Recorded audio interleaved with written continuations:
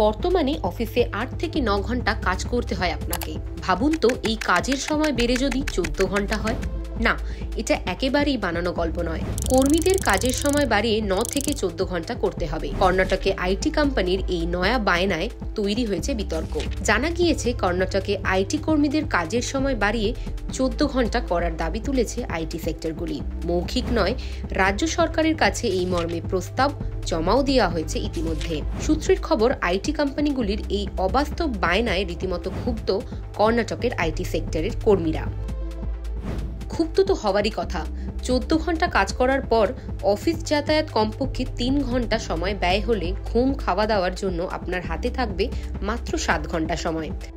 যেখানে চিকিৎসকরা বলেন সুস্থ থাকতে একজন মানুষের কমপক্ষে 8 ঘন্টা পর্যাপ্ত ঘুমের প্রয়োজন, সেখানে 14 ঘন্টা টানা কাজের চাপ মানবদেহ নিতে কতটা সক্ষম হবে ভেবে দেখার বিষয় সেটাও। সূত্রের খবর, কর্ণাটকের আইটি কোম্পানিগুলি চাইছে সংশোধিত আইনে কর্মীদের কাজের সময় বাড়িয়ে দেওয়া হোক। বেসরকারি সংস্থাগুলির দাবি কাজের সময় হবে 12 ঘন্টা আর তার সঙ্গে ওভারটাইম 2 ঘন্টা।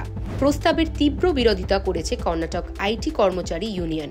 তাদের দাবি, কাজের সময় যদি বাড়ানো হয় তাহলে শিফটের সংখ্যা কমবে, তাহলে একটা বড় অংশের কর্মীরা কাজ হারাবে। তাছাড়া একজন মানুষকে দিয়ে 14 ঘন্টা কাজ করানো অমানবিকও বটে। যদিও কর্ণাটক সরকার প্রস্তাবটি স্থগিত করেছে বলে সূত্রের খবর। Bureau report, আজকাল.in।